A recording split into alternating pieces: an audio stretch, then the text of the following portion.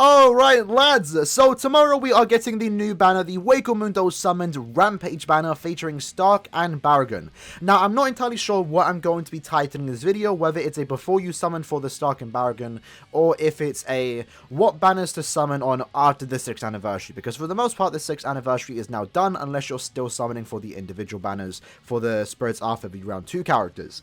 Well firstly, before we even do talk about what banners you should be saving for, let's talk about this banner real quick. Skip, don't even summon on it. If anything, do the first multi and that's about it. If you really want the characters and you don't care about what's coming out, then summon on the individual banners. Do not go deep on this main banner. It's just not worth it. It's only 2 characters. None of them are anything special. Stark is a weird hybrid character for Arena.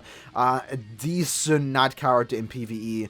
Baragon is actually pretty good. He just does lack Havoc, and he is mainly designed to be used in Guild Quest, the Espada week of GQ, the hard difficulty of GQ. So Baragon's actually kind of worth summoning for, in my opinion, if you need him for GQ, but you can just get him later on. You don't need to get him now. There's no rush. We are finally entering a time right now where we're going to get a bunch of really good limited banners going forward into the future, and you don't want to be wasting your orbs on banners like this. 2-character banners that are premium characters that are going to return in a couple of months' time as fillers. I know, as always, you can always get them from tickets, and that's what I do recommend. If you actually are wondering if it's worth spending orbs on the point event, if you ever have 4 bonus characters, you should definitely go ham on the point event, because if you look here, let's say for example we do 5 multis, right, which would cost you around 1,250 orbs, or if we do the 6 step. So right now we're getting absolutely shafted.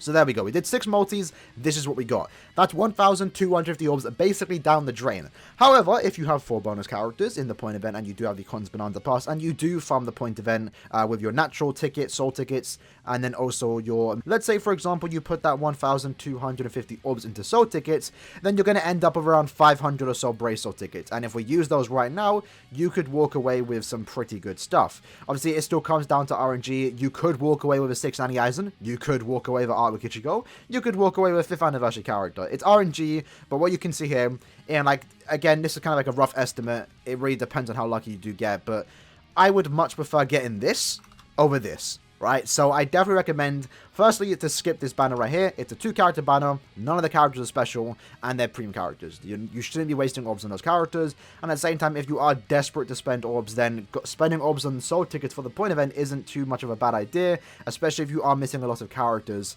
because these could give you like 200 orbs if you are missing them. And we got Nanao. Nanao is a somewhat newer character, so it's always actually worth spending orbs on soul tickets, in my opinion, if you're trying to farm the point event hard to get the Brave Soul tickets, and that doesn't even include, you know, the accessory tickets that you might be getting that you could get a 5-star accessory from.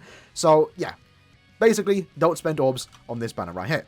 So having said that, what banner should you be saving for going or leading to the end of the year, which should be featuring the post-election banner? Well, right now, we know 2 banners that are confirmed to be happening. That being Spirits After a Review, you know, round 3, 4, and 5, how much they want to dish out going forward. That's definitely going to happen eventually. And then we also have Burn the Witch Part 2. Now let's talk about Burn the Witch. Burn the Witch, as we know, is a collaboration banner. It's technically our first collab outside of like the Bleach IP. Even though Burn the Witch is still somewhat connected to Bleach, it's still its own unique thing. We know for a fact that round 2 of Burn the Witch is definitely going to feature a character like Bruno. There's only a few more characters they can include, and they're definitely going to include one of the hype characters. Bruno, I think, alone can carry a banner. Alongside him, it might be Macy. It could be Bolgo and Osushi. That's what I'm kind of hoping for. But either way, what we know is that Bruno's going to be part of the banner, and he's probably going to be very, very good. If we go by last year with round 1, featuring Noelle and Nini, they were the best characters for the most part in that attribute. Noelle was an amazing character. Nini was underrated in my opinion. She definitely is fallen off just a tad bit nowadays, but she was still the best tech character in my opinion at the time of her release. And they came with very good skills, you know. They came with high berserkers, they came with, like, the best strong attacks you could ask for, at least in Noelle's case. Nini was kind of a support character, but she was still able to hit very, very hard. So they were worth summoning for. They came with 2 killers, 2 ignore range resistance. They were very good characters. So you know when we get Bruno, or round 2, whatever character is going to be alongside Bruno, they're probably going to get similar treatment, having 2 killers, hopefully better killers than No Affiliation, probably have Sharpshooter or Marauder, maybe Bombardment, maybe even like 2 status augments, maybe even Frenzy +2 in Bruno's case. I don't know. We have to wait and see, but you can guarantee that the next big banner is going to be Burn the Witch Part 2, with 2 characters that are probably going to be absolutely broken, alongside Noelle and Nini finally making their return after basically a year, because they're very, very rare. So you want to make sure you have orbs for that banner. Now, when is that banner coming out?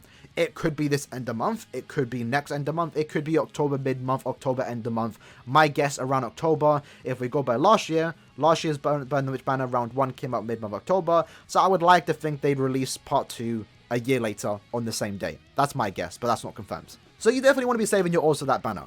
Outside of that, Spirit's Art Overview is obviously a thing, right? We're going to start getting the more hyped novel characters like Roka. We're probably going to get Azushiro, Kuryoshiki. Those characters are coming eventually. Whether they come in round 3 or not is down to Caleb. But we are starting to get some of the more exciting novel characters. Alongside that, we still have the original designs for the Sorry Reapers, and they're going to be put together on the same banner. Now, regarding that particular banner, Spirit's Art Overview, we have to wait and see exactly how they're going to play out the banner, because they could very well rush it.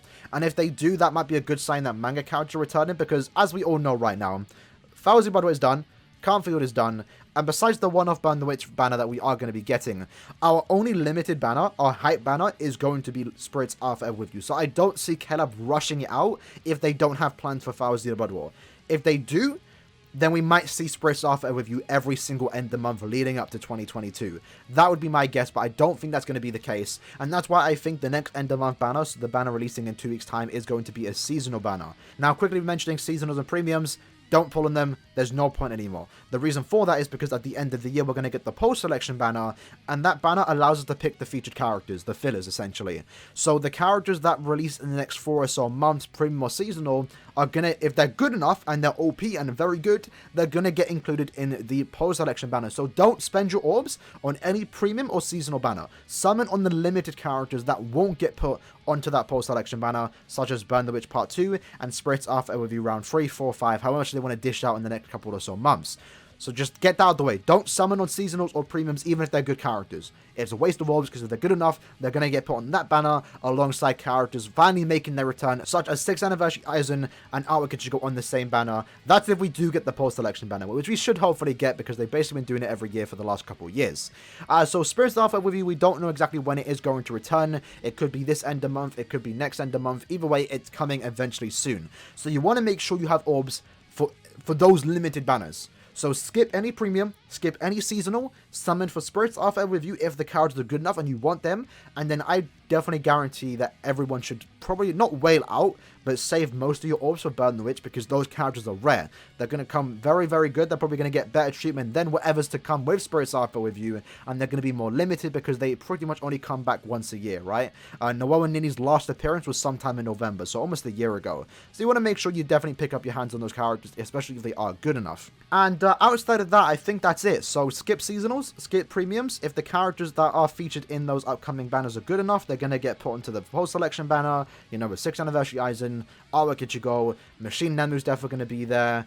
You can almost guarantee that Swimsuit Retsu is going to be there too. Any upcoming seasonal that's OP is also going to get thrown into that banner, so I wouldn't recommend summoning on those. And just save for Spirit's Art With You, whether that's this end of month or next end of month is up to Caleb. And obviously make sure you have some orbs for Bruno, because he's probably going to be nasty OP. My guess is that he's going to be a speed character, and he's finally going to top 5th Anniversary Byakuya as the best speed character in the game. But that being said, hope you guys did enjoy this video. I was kind of just rambling on there near the end, but hopefully I was able to make sense of what I was trying to say. If you did enjoy this video, make sure you support by liking the video, and let me know in the comments below what banners are you saving for. We don't know what characters are coming out in the future or what they're going to do, but what are you most excited for? What certain character from Spirit's Art With You, or are you more excited for Bruno's arrival in BBS when that eventually happens, potentially sometime later this year? Anyway, I'll see you guys in the next one. Peace.